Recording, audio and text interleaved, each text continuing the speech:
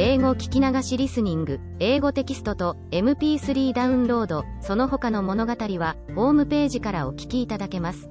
88thpp.com 88thpp.com Aladdin and the Wonderful Lamp. There once lived a poor tailor, who had a son called Aladdin, a careless, idle boy who would do nothing but play all day long in the streets with little idle boys like himself. This so grieved the father that he died. Yet, in spite of his mother's tears and prayers, Aladdin did not mend his ways. One day, when he was playing in the streets as usual, a stranger asked him his age, and if he were not the son of Mustafa the tailor. "I am, sir," replied Aladdin, "but he died a long while ago." On this the stranger, who was a famous African magician, fell on his neck and kissed him, saying, "I am your uncle, and knew you from your likeness to my brother. Go to your mother and tell her I am coming." Aladdin ran home, and told his mother of his newly found uncle. "Indeed, child," she said, "your father had a brother, but I always thought he was dead." However, she prepared supper, and bade Aladdin seek his uncle, who came laden with wine and fruit. He presently fell down and kissed the place where Mustafa used to sit, bidding Aladdin's mother not to be surprised at not having seen him before, as he had been 40 years out of the country.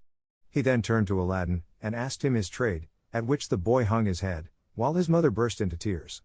On learning that Aladdin was idle and would learn no trade, he offered to take a shop for him and stock it with merchandise. Next day he bought Aladdin a fine suit of clothes, and took him all over the city, showing him the sights, and brought him home at nightfall to his mother, who was overjoyed to see her son so fine. Next day the magician led Aladdin into some beautiful gardens a long way outside the city gates. They sat down by a fountain, and the magician pulled a cake from his girdle, which he divided between them. They then journeyed onwards till they almost reached the mountains. Aladdin was so tired that he begged to go back, but the magician beguiled him with pleasant stories, and led him on in spite of himself. At last they came to two mountains divided by a narrow valley. "We will go no farther," said the false uncle. "I will show you something wonderful, only do you gather up sticks while I kindle a fire." When it was lit the magician threw on it a powder he had about him, at the same time saying some magical words. The earth trembled a little and opened in front of them, disclosing a square flat stone with a brass ring in the middle to raise it by. Aladdin tried to run away, but the magician caught him and gave him a blow that knocked him down. "What have I done, uncle?" he said piteously, whereupon the magician said more kindly, "Fear nothing, but obey me. Beneath this stone lies a treasure which is to be yours, and no one else may touch it, so you must do exactly as I tell you." At the word treasure, Aladdin forgot his fears, and grasped the ring as he was told, saying the names of his father and grandfather. The stone came up quite easily and some steps appeared. "Go down," said the magician. "At the foot of those steps you will find an open door leading into 3 large halls. Tuck up your gown and go through them without touching anything, or you will die instantly. These halls lead into a garden of fine fruit trees. Walk until you come to a niche in a terrace where stands a lighted lamp. Pour out the oil it contains and bring it to me." He drew a ring from his finger and gave it to Aladdin, bidding him prosper. Aladdin found everything as the magician had said, gathered some fruit off the trees, and, having got the lamp, arrived at the mouth of the cave. The magician cried out in a great hurry, "Make haste and give me the lamp." This Aladdin refused to do until he was out of the cave. The magician flew into a terrible passion, and throwing some more powder on the fire, he said something, and the stone rolled back into its place. The magician left Persia forever, which plainly showed that he was no uncle of Aladdin's, but a cunning magician who had read in his magic books of a wonderful lamp, which would make him the most powerful man in the world. Though he alone knew where to find it, he could only receive it from the hand of another. He had picked out the foolish Aladdin for this purpose, intending to get the lamp and kill him afterwards. For 2 days Aladdin remained in the dark, crying and lamenting. At last he clasped his hands in prayer, and in so doing rubbed the ring, which the magician had forgotten to take from him. Immediately an enormous and frightful genie rose out of the earth, saying, "What wouldst thou with me? I am the slave of the ring, and will obey thee in all things." Aladdin fearlessly replied, "Deliver me from this place." Whereupon the earth opened, and he found himself outside. As soon as his eyes could bear the light he went home, but fainted on the threshold. When he came to himself he told his mother what had passed, and showed her the lamp and the fruits he had gathered in the garden, which were in reality precious stones. He then asked for some food. "Alas, child," she said, "I have nothing in the house, but I have spun a little cotton and will go and sell it." Aladdin bade her keep her cotton, for he would sell the lamp instead. As it was very dirty, she began to rub it, that it might fetch a higher price. Instantly a hideous genie appeared, and asked what she would have. She fainted away, but Aladdin, snatching the lamp, said boldly, "Fetch me something to eat." The genie returned with a silver bowl, 12 silver plates containing rich meats, 2 silver cups, and 2 bottles of wine.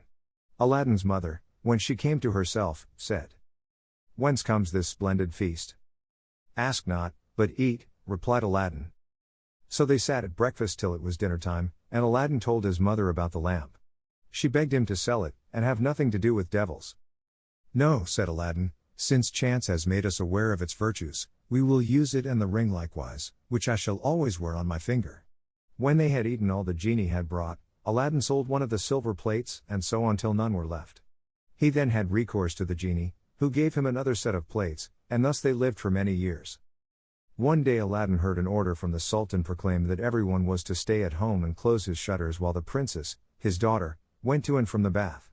Aladdin was seized by a desire to see her face, which was very difficult, as she always went veiled. He hid himself behind the door of the bath, and peeped through a chink. The princess lifted her veil as she went in, and looked so beautiful that Aladdin fell in love with her at first sight. He went home so changed that his mother was frightened. He told her he loved the princess so deeply that he could not live without her, and meant to ask her in marriage of her father. His mother, on hearing this, burst out laughing, but Aladdin at last prevailed upon her to go before the Sultan and carry his request. She fetched a napkin and laid in it the magic fruits from the enchanted garden, which sparkled and shone like the most beautiful jewels. She took these with her to please the Sultan, and set out, trusting in the lamp. The Grand Vizier and the Lords of Council had just gone in as she entered the hall and placed herself in front of the Sultan. He, however, took no notice of her. She went every day for a week, and stood in the same place. When the council broke up on the 6th day, the Sultan said to his vizier, "I see a certain woman in the audience chamber every day carrying something in a napkin. Call her next time, that I may find out what she wants." Next day, at a sign from the vizier, she went up to the foot of the throne, and remained kneeling till the Sultan said to her, "Rise, good woman, and tell me what you want." She hesitated, so the Sultan sent away all but the vizier, and bade her speak freely, promising to forgive her beforehand for anything she might say. She then told him of her son's violent love for the princess. "I prayed him to forget her," she said, "but in vain. He threatened to do some desperate deed if I refused to go and ask your majesty for the hand of the princess. Now I pray you to forgive not me alone, but my son Aladdin." The Sultan asked her kindly what she had in the napkin, whereupon she unfolded the jewels and presented them. He was thunderstruck, and turning to the vizier said, "What sayest thou? Ought I not to bestow the princess on one who values her at such a price?" The vizier, who wanted her for his own son, begged the Sultan to withhold her for 3 months, in the course of which he hoped his son would contrive to make him a richer present. The Sultan granted this, and told Aladdin's mother that, though he consented to the marriage, she must not appear before him again for 3 months. Aladdin waited patiently for nearly 3 months, but after 2 had elapsed, his mother, going into the city to buy oil, found everyone rejoicing, and asked what was going on. "Do you not know," was the answer, "that the son of the Grand Vizier is to marry the Sultan's daughter tonight?" Breathless, she ran and told Aladdin, who was overwhelmed at first, but presently bethought him of the lamp. He rubbed it, and the genie appeared, saying, "What is thy will?" Aladdin replied, "The Sultan, as thou knowest, has broken his promise to me, and the Vizier's son is to have the princess. My command is that tonight you bring hither the bride and bridegroom." "Master, I obey," said the genie. Aladdin then went to his chamber, where, sure enough, at midnight the genie transported the bed containing the Vizier's son and the princess. "Take this new married man," he said, "and put him outside in the cold, and return at daybreak." Whereupon the genie took the Vizier's son out of bed, leaving Aladdin with the princess. "Fear nothing," Aladdin said to her, "you are my wife, promised to me by your unjust father, and no harm shall come to you." The princess was too frightened to speak, and passed the most miserable night of her life, while Aladdin lay down beside her and slept soundly. At the appointed hour the genie fetched in the shivering bridegroom, laid him in his place, and transported the bed back to the palace. Presently the Sultan came to wish his daughter good morning. The unhappy vizier's son jumped up and hid himself, while the princess would not say a word, and was very sorrowful. The Sultan sent her mother to her, who said, "How comes it, child, that you will not speak to your father? What has happened?" The princess sighed deeply, and at last told her mother how, during the night, the bed had been carried into some strange house, and what had passed there. Her mother did not believe her in the least, but bade her rise and consider it an idle dream. The following night exactly the same thing happened, and next morning, on the princess's refusing to speak, the Sultan threatened to cut off her head. She then confessed all, bidding him ask the vizier's son if it were not so. The Sultan told the vizier to ask his son, who owned the truth, adding that, dearly as he loved the princess, he had rather die than go through another such fearful night, and wished to be separated from her. His wish was granted, and there was an end of feasting and rejoicing. When the 3 months were over, Aladdin sent his mother to remind the Sultan of his promise. She stood in the same place as before, and the Sultan, who had forgotten Aladdin, at once remembered him, and sent for her. On seeing her poverty, the Sultan felt less inclined than ever to keep his word, and asked the vizier's advice, who counseled him to set so high a value on the princess that no man living could come up to it. The Sultan then turned to Aladdin's mother, saying, "Good woman, a sultan must remember his promises, and I will remember mine, but your son must first send me 40 basins of gold brimful of jewels, carried by 40 black slaves, led by as many white ones, splendidly dressed. Tell him that I await his answer." The mother of Aladdin bowed low and went home, thinking all was lost. She gave Aladdin the message, adding, "He may wait long enough for your answer." "Not so long, mother, as you think," her son replied. "I would do a great deal more than that for the princess." He summoned the genie, and in a few moments the 80 slaves arrived, and filled up the small house and garden. Aladdin made them set out to the palace, 2 and 2, followed by his mother. They were so richly dressed, with such splendid jewels in their girdles, that everyone crowded to see them and the basins of gold they carried on their heads. They entered the palace, and, after kneeling before the Sultan, stood in a half-circle round the throne with their arms crossed, while Aladdin's mother presented them to the Sultan.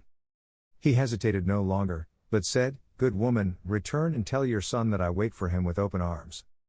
She lost no time in telling Aladdin, bidding him make haste. But Aladdin first called the genie.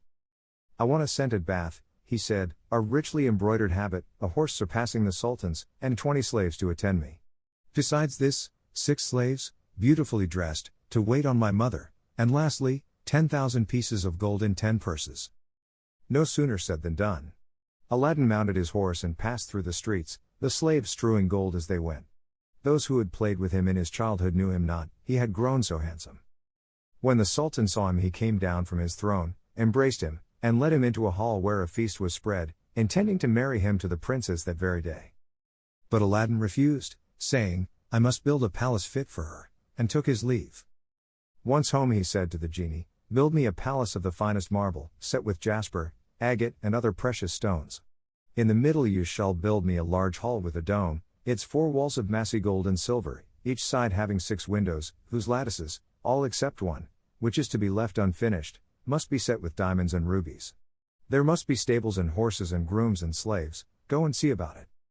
The palace was finished by next day, and the genie carried him there and showed him all his orders faithfully carried out, even to the laying of a velvet carpet from Aladdin's palace to the Sultan's. Aladdin's mother then dressed herself carefully, and walked to the palace with her slaves, while he followed her on horseback. The Sultan sent musicians with trumpets and cymbals to meet them, so that the air resounded with music and cheers. She was taken to the princess, who saluted her and treated her with great honor. At night the princess said goodbye to her father, and set out on the carpet for Aladdin's palace, with his mother at her side, and followed by the 100 slaves. She was charmed at the sight of Aladdin, who ran to receive her. "Princess," he said, "blame your beauty for my boldness if I have displeased you." She told him that, having seen him, she willingly obeyed her father in this matter. After the wedding had taken place, Aladdin led her into the hall, where a feast was spread, and she supped with him, after which they danced till midnight. Next day Aladdin invited the Sultan to see the palace. On entering the hall with the 24 windows, with their rubies, diamonds, and emeralds, he cried, "It is a world's wonder. There is only one thing that surprises me.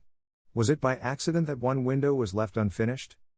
"No, sir, by design," returned Aladdin. "I wished your majesty to have the glory of finishing this palace." The Sultan was pleased, and sent for the best jewelers in the city. He showed them the unfinished window, and bade them fit it up like the others. "Sir," replied their spokesman, "we cannot find jewels enough." The Sultan had his own fetched, which they soon used, but to no purpose, for in a month's time the work was not half done. Aladdin, knowing that their task was vain, bade them undo their work and carry the jewels back, and the genie finished the window at his command. The Sultan was surprised to receive his jewels again and visited Aladdin, who showed him the window finished. The Sultan embraced him, the envious vizier meanwhile hinting that it was the work of enchantment. Aladdin had won the hearts of the people by his gentle bearing. He was made captain of the Sultan's armies, and won several battles for him, but remained modest and courteous as before, and lived thus in peace and content for several years. But far away in Africa the magician remembered Aladdin, and by his magic arts discovered that Aladdin, instead of perishing miserably in the cave, had escaped, and had married a princess, with whom he was living in great honor and wealth. He knew that the poor tailor's son could only have accomplished this by means of the lamp, and traveled night and day till he reached the capital of China, bent on Aladdin's ruin. As he passed through the town he heard people talking everywhere about a marvelous palace. "Forgive my ignorance," he asked, "what is this palace you speak of?" "Have you not heard of Prince Aladdin's palace?" was the reply, "the greatest wonder of the world? I will direct you if you have a mind to see it." The magician thanked him who spoke, and having seen the palace knew that it had been raised by the genie of the lamp, and became half mad with rage. He determined to get hold of the lamp, and again plunge Aladdin into the deepest poverty. Unluckily, Aladdin had gone a-hunting for 8 days, which gave the magician plenty of time. He bought a dozen copper lamps, put them into a basket, and went to the palace, crying, "New lamps for old," followed by a jeering crowd. The princess, sitting in the hall of 24 windows, sent a slave to find out what the noise was about, who came back laughing, so that the princess scolded her. "Madam," replied the slave, "who can help laughing to see an old fool offering to exchange fine new lamps for old ones?" Another slave, hearing this, said, "There is an old one on the cornice there which he can have." Now this was the magic lamp, which Aladdin had left there, as he could not take it out hunting with him. The princess, not knowing its value, laughingly bade the slave take it and make the exchange. She went and said to the magician, "Give me a new lamp for this." He snatched it and bade the slave take her choice, amid the jeers of the crowd. Little he cared, but left off crying his lamps, and went out of the city gates to a lonely place, where he remained till nightfall, when he pulled out the lamp and rubbed it. The genie appeared, and at the magician's command carried him, together with the palace and the princess in it, to a lonely place in Africa. Next morning the Sultan looked out of the window towards Aladdin's palace and rubbed his eyes, for it was gone. He sent for the vizier, and asked what had become of the palace. The vizier looked out too, and was lost in astonishment. He again put it down to enchantment, and this time the Sultan believed him, and sent 30 men on horseback to fetch Aladdin in chains. They met him riding home, bound him, and forced him to go with them on foot. The people, however, who loved him, followed, armed, to see that he came to no harm. He was carried before the Sultan, who ordered the executioner to cut off his head. The executioner made Aladdin kneel down, bandaged his eyes, and raised his scimitar to strike. At that instant the vizier, who saw that the crowd had forced their way into the courtyard and were scaling the walls to rescue Aladdin, called to the executioner to stay his hand. The people, indeed, looked so threatening that the Sultan gave way and ordered Aladdin to be unbound, and pardoned him in the sight of the crowd. Aladdin now begged to know what he had done. "False wretch," said the Sultan, "come hither," and showed him from the window the place where his palace had stood. Aladdin was so amazed that he could not say a word. "Where is my palace and my daughter?" demanded the Sultan. "For the first I am not so deeply concerned, but my daughter I must have, and you must find her or lose your head." Aladdin begged for 40 days in which to find her, promising if he failed to return and suffer death at the Sultan's pleasure. His prayer was granted, and he went forth sadly from the Sultan's presence. For 3 days he wandered about like a madman, asking everyone what had become of his palace, but they only laughed and pitied him. He came to the banks of a river, and knelt down to say his prayers before throwing himself in. In so doing he rubbed the magic ring he still wore. The genie he had seen in the cave appeared, and asked his will. "Save my life, genie," said Aladdin, "and bring my palace back." "That is not in my power," said the genie, "I am only the slave of the ring, you must ask the slave of the lamp." "Even so," said Aladdin, "but thou canst take me to the palace, and set me down under my dear wife's window." He at once found himself in Africa, under the window of the princess, and fell asleep out of sheer weariness. He was awakened by the singing of the birds, and his heart was lighter. He saw plainly that all his misfortunes were owing to the loss of the lamp, and vainly wondered who had robbed him of it. That morning the princess rose earlier than she had done since she had been carried into Africa by the magician, whose company she was forced to endure once a day. She, however, treated him so harshly that he dared not live there altogether. As she was dressing, one of her women looked out and saw Aladdin. The princess ran and opened the window, and at the noise she made Aladdin looked up. She called to him to come to her, and great was the joy of these lovers at seeing each other again. After he had kissed her, Aladdin said, "I beg of you, princess, in God's name, before we speak of anything else, for your own sake and mine, tell me what has become of an old lamp I left on the cornice in the hall of 24 windows, when I went a-hunting." "Alas!" she said, "I am the innocent cause of our sorrows," and told him of the exchange of the lamp. "Now I know," cried Aladdin, "that we have to thank the African magician for this. Where is the lamp?" "He carries it about with him," said the princess. "I know, for he pulled it out of his breast to show me. He wishes me to break my faith with you and marry him, saying that you were beheaded by my father's command. He is forever speaking ill of you, but I only reply by my tears. If I persist, I doubt not that he will use violence." Aladdin comforted her, and left her for a while. He changed clothes with the first person he met in the town, and having bought a certain powder returned to the princess, who let him in by a little side door. "Put on your most beautiful dress," he said to her, "and receive the magician with smiles, leading him to believe that you have forgotten me. Invite him to sup with you, and say you wish to taste the wine of his country. He will go for some, and while he is gone I will tell you what to do." She listened carefully to Aladdin, and when he left her arrayed herself gaily for the first time since she left China. She put on a girdle and headdress of diamonds, and seeing in a glass that she looked more beautiful than ever, received the magician, saying to his great amazement, "I have made up my mind that Aladdin is dead, and that all my tears will not bring him back to me, so I am resolved to mourn no more, and have therefore invited you to sup with me. But I am tired of the wines of China, and would fain taste those of Africa." The magician flew to his cellar, and the princess put the powder Aladdin had given her in her cup. When he returned she asked him to drink her health in the wine of Africa, handing him her cup in exchange for his as a sign she was reconciled to him. Before drinking the magician made her a speech in praise of her beauty, but the princess cut him short saying, "Let me drink first, and you shall say what you will afterwards." She set her cup to her lips and kept it there, while the magician drained his to the dregs and fell back lifeless. The princess then opened the door to Aladdin, and flung her arms round his neck, but Aladdin put her away, bidding her to leave him, as he had more to do. He then went to the dead magician, took the lamp out of his vest, and bade the genie carry the palace and all in it back to China. This was done, and the princess in her chamber only felt 2 little shocks, and little thought she was at home again. The Sultan, who was sitting in his closet, mourning for his lost daughter, happened to look up, and rubbed his eyes, for there stood the palace as before. He hastened thither, and Aladdin received him in the hall of the 24 windows, with the princess at his side. Aladdin told him what had happened, and showed him the dead body of the magician, that he might believe. A 10 days' feast was proclaimed, and it seemed as if Aladdin might now live the rest of his life in peace, but it was not to be. The African magician had a younger brother, who was, if possible, more wicked and more cunning than himself. He traveled to China to avenge his brother's death, and went to visit a pious woman called Fatima, thinking she might be of use to him. He entered her cell and clapped a dagger to her breast, telling her to rise and do his bidding on pain of death. He changed clothes with her, colored his face like hers, put on her veil and murdered her, that she might tell no tales. Then he went towards the palace of Aladdin, and all the people, thinking he was the holy woman, gathered round him, kissing his hands and begging his blessing. When he got to the palace there was such a noise going on round him that the princess bade her slave look out of the window and ask what was the matter. The slave said it was the holy woman, curing people by her touch of their ailments, whereupon the princess, who had long desired to see Fatima, sent for her. On coming to the princess the magician offered up a prayer for her health and prosperity. When he had done the princess made him sit by her, and begged him to stay with her always.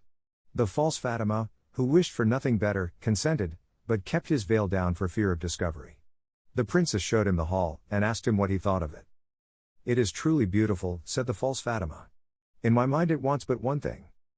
"And what is that?" said the princess. "If only a roc's egg," replied he, "were hung up from the middle of this dome, it would be the wonder of the world." After this the princess could think of nothing but a roc's egg, and when Aladdin returned from hunting he found her in a very ill humor. He begged to know what was amiss, and she told him that all her pleasure in the hall was spoilt for the want of a roc's egg hanging from the dome. "If that is all," replied Aladdin, "you shall soon be happy." He left her and rubbed the lamp, and when the genie appeared commanded him to bring a roc's egg. The genie gave such a loud and terrible shriek that the hall shook. "Wretch!" he cried, "is it not enough that I have done everything for you, but you must command me to bring my master and hang him up in the midst of this dome?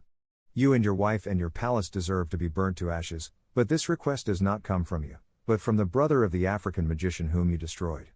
He is now in your palace disguised as the holy woman whom he murdered. He it was who put that wish into your wife's head. Take care of yourself, for he means to kill you. So saying, the genie disappeared. Aladdin went back to the princess, saying his head ached, and requesting that the holy Fatima should be fetched to lay her hands on it. But when the magician came near, Aladdin, seizing his dagger, pierced him to the heart.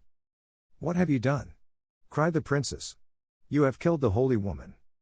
"Not so," replied Aladdin, "but a wicked magician," and told her of how she had been deceived. After this, Aladdin and his wife lived in peace. He succeeded the Sultan when he died, and reigned for many years, leaving behind him a long line of kings. 英語聞き流しリスニング、英語テキストと MP3 ダウンロード、その他の物語は、ホームページからお聞きいただけます。88thpp.com 88thpp.com